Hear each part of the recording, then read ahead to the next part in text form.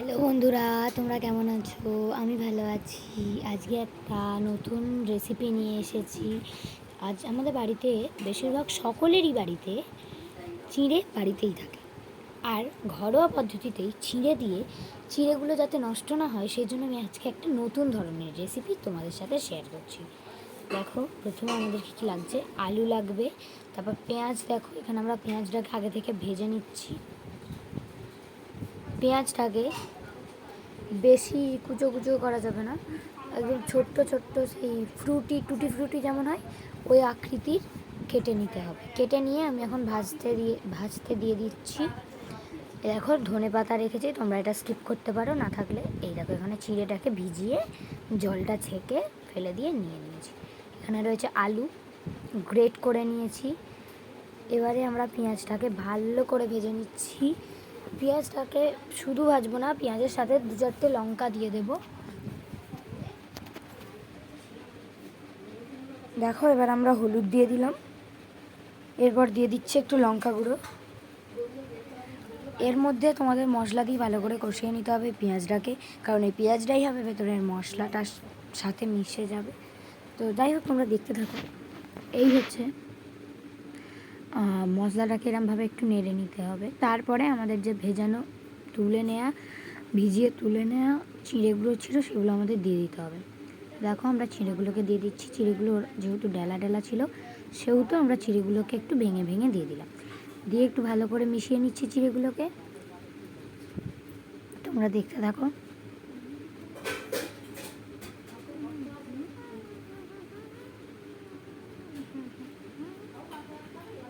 দেখো, আমার মেশানো হয়ে গেছে। তারপরে এতে একটু দিয়ে দিলাম জিরে গুঁড়োর পরে এবারে ভালো করে নাড়িয়ে নিতে হবে। তারপর দিয়ে দিচ্ছি আর একটু ধনিয়া পাউডার। তারপর দিয়ে দিচ্ছি নুন। এবার চলো নেড়ে নিচ্ছি।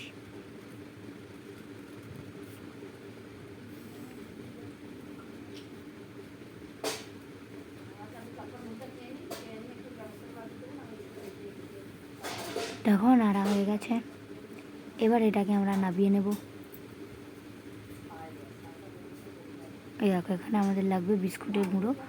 তো বিস্কুটটাকে আমাদের ফার্স্টে গুঁড়িয়ে নিতে হবে, তারপরে আমরা পরের স্টেপে যাব। তো এরকম চাকি বেলুনে আমরা বিস্কুটটাকে গুঁড়িয়ে নেব। দেখো, এরমভাবে বেলে বেলে বিস্কুটটা কি সুন্দর গুঁড়ো হয়ে যাচ্ছে। আর তোমরা চাইলে মিক্সিতেও করতে পারো।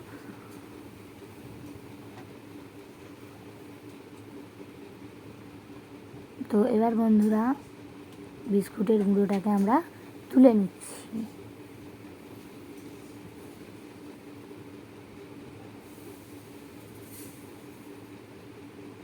আবার বন্ধুরা, যে অংশটা ছিল বিস্কুটের সেটাকেও গুঁড়ো করে নিচ্ছি। তারপর দেখো, বিস্কুট গুঁড়োটা হয়ে গেছে।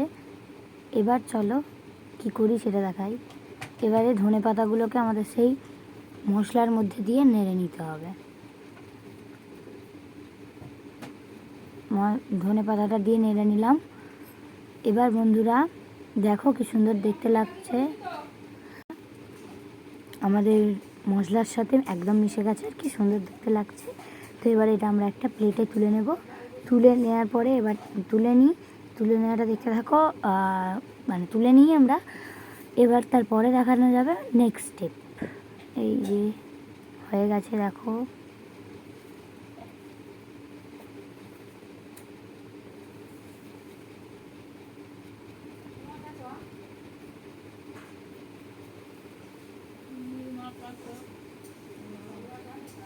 এই যে বন্ধুরা, তুলে নিচ্ছি।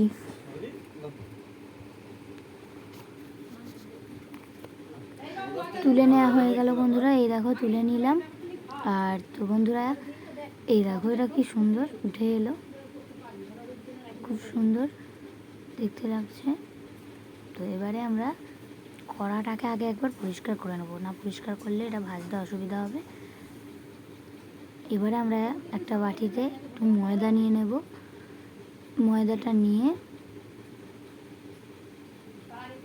জল দিয়ে একটু গুলে নিলাম। এবারে আমরা একটু সর্ষের তেলটা গরম করে নেব। তোমরা চাইলে সাদা তেলেও করতে পারো। তেলটা গরম করে নেব। আর চলো এবারে কি নেক্সট কি করা যায় দেখি।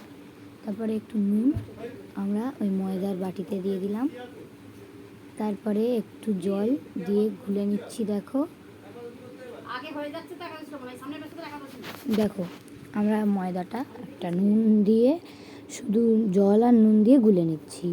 এই যে এটা গুললাম তার কারণ আছে একটা, পুরো ভিডিওটা দেখলে তোমরা বুঝতে পারবে কী কারণ।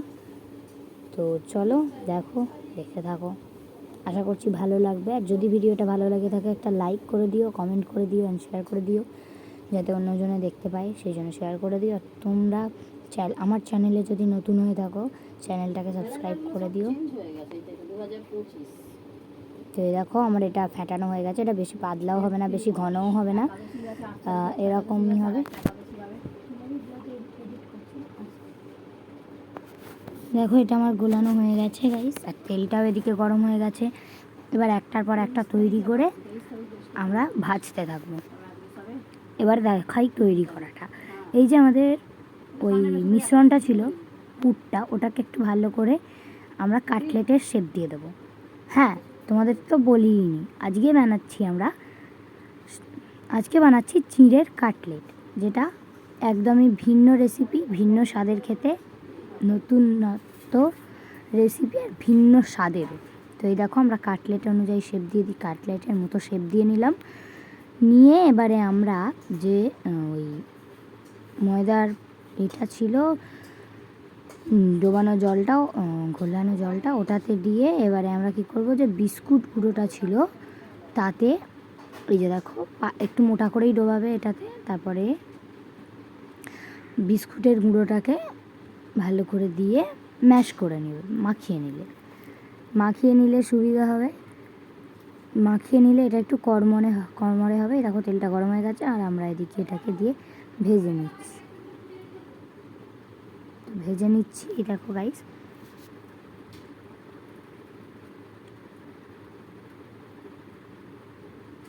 তো এরমভাবে সব কটাকে বানিয়ে ভেজে নিই। তো তোমরা দেখতে থাকো।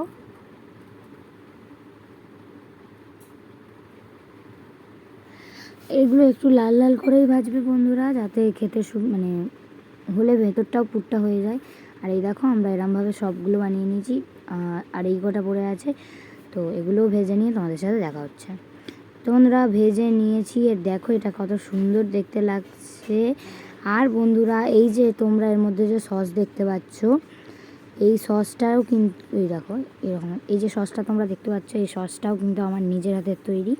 তোমাদেরকে আমি পরে রেসিপিটা দিয়ে দেবো সসের। তো চলো এবার দেখতে থাকো। এবারে আমরা দেখবো, এটাকে খেয়ে তোমাদের দেখাবো এটা কীরকম হয়েছে খেতে। চলো।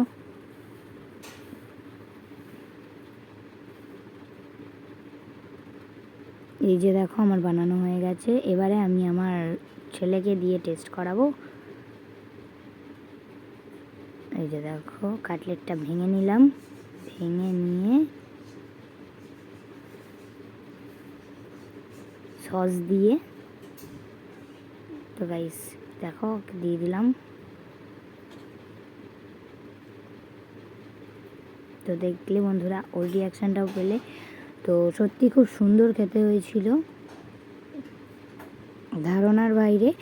আর এটা খুব সুন্দর খেতে হয়েছে, আর এত সুন্দর খেতে হয়েছে। দাদা তো মানে আমার দাদা বলছিল যে কি দিয়ে করেছো, চিকেন দিয়ে। তখন মা বললো চিকেন দিয়ে, এটা চিঁড়ে দিয়ে করা। দাদা বললো বুঝতেই পারা যাচ্ছে না। তো দেখো এটা খেতে খুব সুন্দর হয়।